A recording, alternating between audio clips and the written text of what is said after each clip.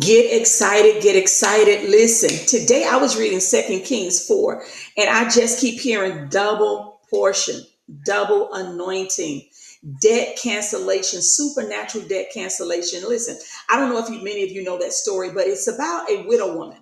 Her husband was one of the prophets. Her husband had passed, and he left her in debt.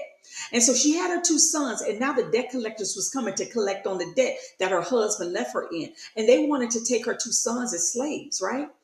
Well, she go to the man of God and she say, "Hey, my husband was of the prophets. These debt collectors are coming to take my sons. My husband left me in debt."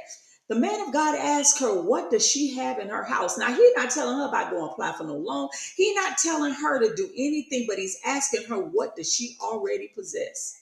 How many of you right now, God is asking you to go ahead and launch the idea, to go ahead and write the book, but you look at it as insignificant? She says to the man of God, all I have in my house is a little bit of oil. Now, in the moment, that thing's like, I'm asking you about this debt that I got to pay, but you asking me about what I got in my house. What I got in my house is not enough. I want to ask you a question. How many of you have ever looked at your situation and wondered why God allowed the difficult things in your life that he did? Why the money got tight or low or non-existent? Why opportunities seem like they're drying up? Why doors keep closing? Why you keep applying for extra hours on your job and they keep telling you there's no overtime? Why you even applying for a job, but yet you're not getting no emails, you're not getting any callbacks, you're not getting any bites on your application or your resumes? Why you found yourself staring at bills, responsibilities, pressure that felt bigger than what you had in your hands? You looking at your bank account, it has nothing in it. I look at my bank account every day. Right now, it has $21 in it. I can't even pay my light bill with that.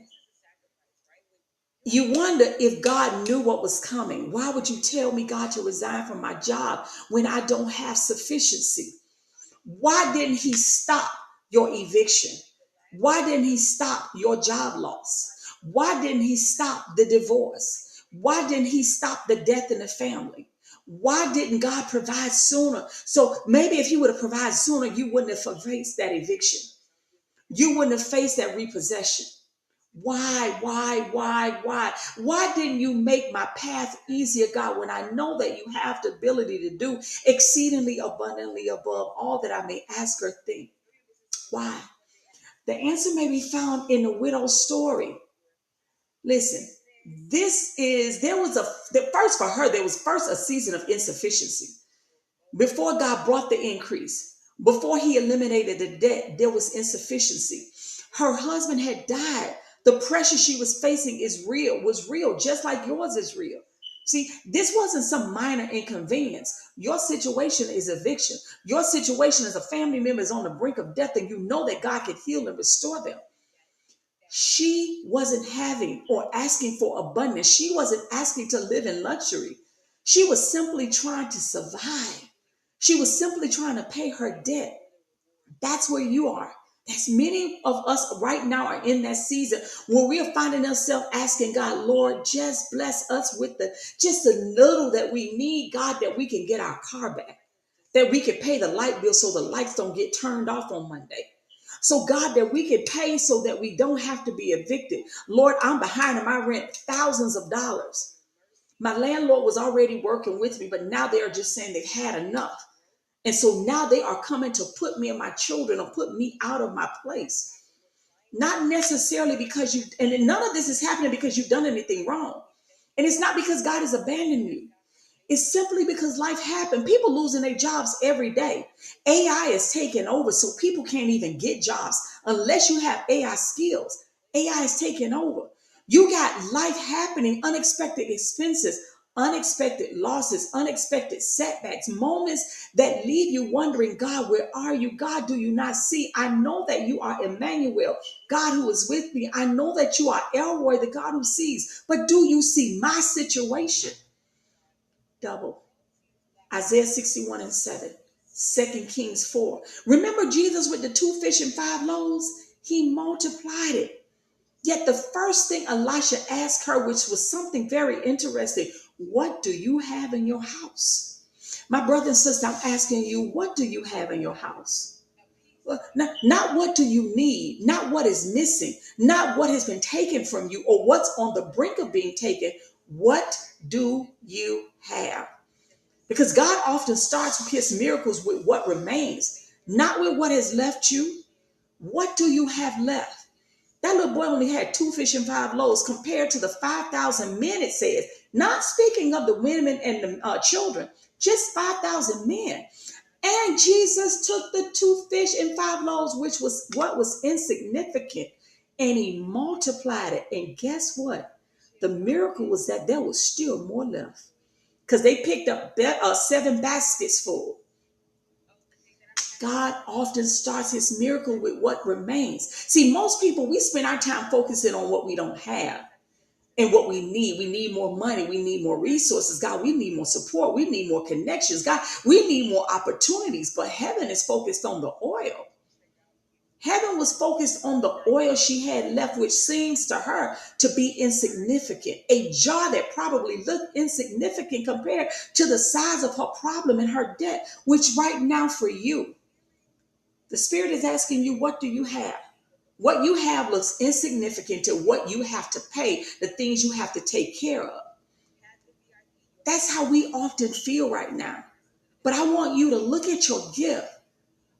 Isn't that how it feels? You're looking at your gift, you're looking at your business, your skills, your experiences, your story, and compared to the mountain in front of you, the debt, the lack, the eviction, the sickness, the mother or the father, the family member that's on the brink of debt, it feels so insignificant. It feels so small to you, too ordinary. But God specializes in multiplying ordinary things.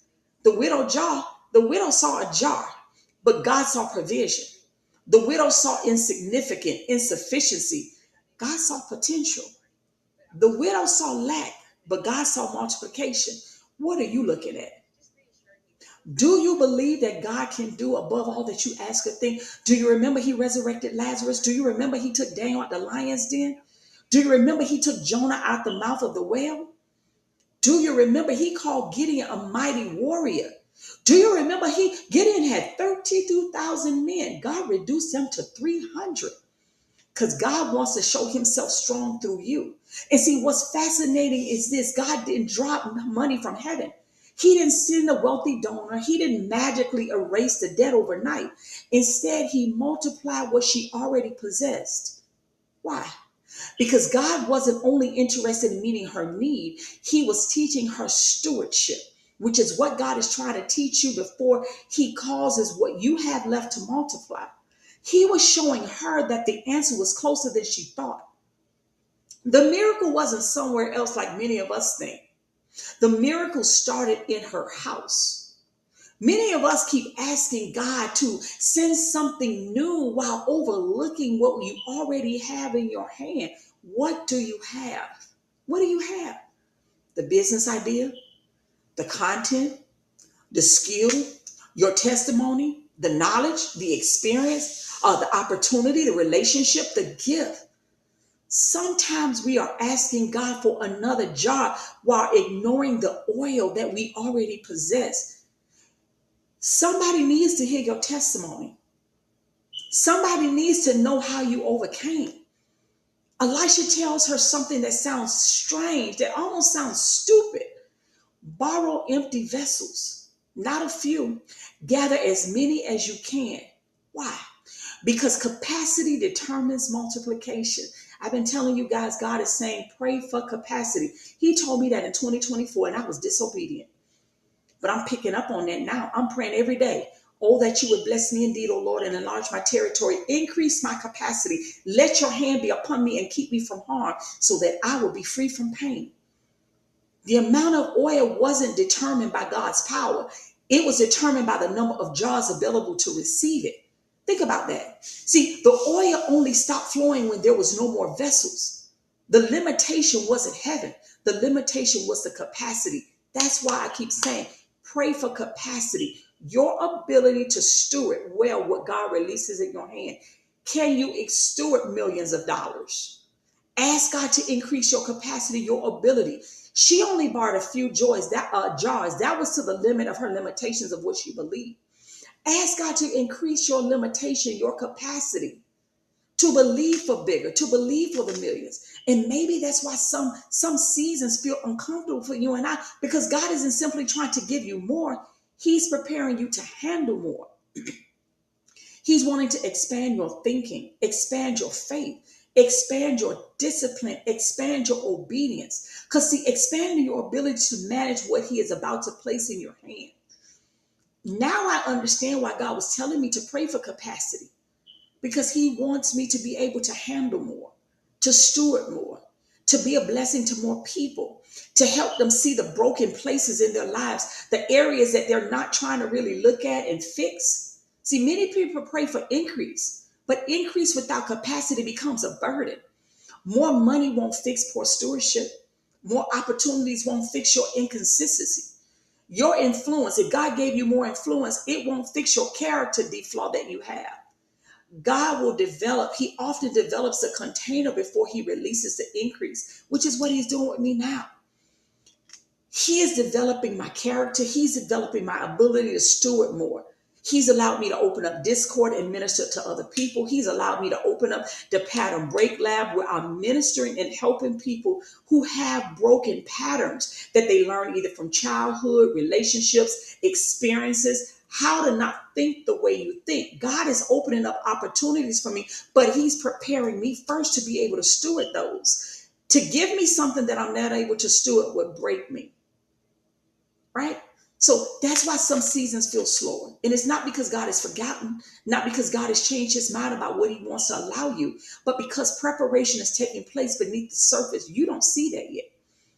Then comes the moment everything changes. The oil starts flowing. Jar after jar after jar begins to be full. Vessel after vessel, the same oil, the same house, the same widow, what she thought was insignificant, it became became the thing that God eliminated her debt. And that's important. Her breakthrough wasn't connected to receiving something different, just like yours isn't. It was connected to God multiplying what you already have. Some of you are waiting for a completely different life. Meanwhile, God is preparing to multiply what he's already placed in your hands. Elisha tells us something powerful though. Go sell the oil and pay your debt. You and your sons can live off the rest. Notice the order. Pay the debt, then live off the rest. God didn't just provide enough to survive. He provided overflow, enough to remove the burden and create ongoing provision. Her debt was eliminated like God is wanting to do in your life. The pressure was removed. The lack was broken. Provision remained. That's the heart of our Abba Father, of our God. It is not merely living in survival mode, but sustainability. Not merely relief, but restoration. This is where Isaiah 61:7 becomes powerful. Instead of your shame, you shall receive double. Instead of disgrace, you shall rejoice in your inheritance. The widow had experienced shame, loss, pressure, fear, embarrassment, uncertainty on what was going to happen with her sons. Yet God didn't leave her there. He brought her into abundance, not because she was perfect, but because she obeyed. She trusted. She had faith. She used what she had. Maybe that's the word you need today. The lack had a purpose, not because God enjoys seeing you struggle, but because he takes pleasure in prospering you, not in your pain.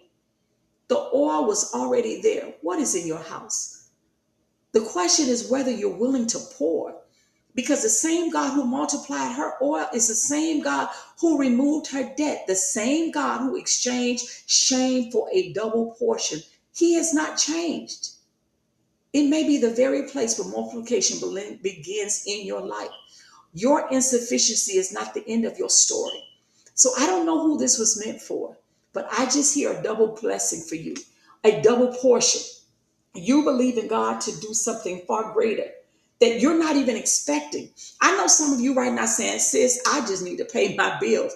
God don't want to just pay your bills. He want to bless you with multiplication, because not only does he want to bless you, he wants to bless other people through you.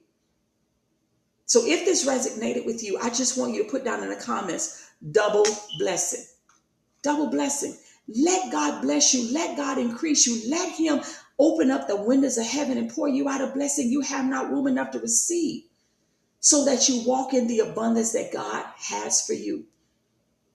The same God who paid her debt is about to change your situation. Receive that by faith. This is why God allows lack sometimes, because he wants to bless you with double so that you can be a greater blessing to other people. I pray that this bless you, my sister and brother. I pray that you receive this by faith. I pray that you go back and read 2 Kings 4 and that you read Isaiah 61 and 7 and believe God for your multiplication. Believe God for your supernatural debt cancellation. Believe God for your overflow. Let this be the sign and confirmation that God wants to bless you. I pray that you are blessed by this prophetic word, my sister and brother. Receive it. Shalom.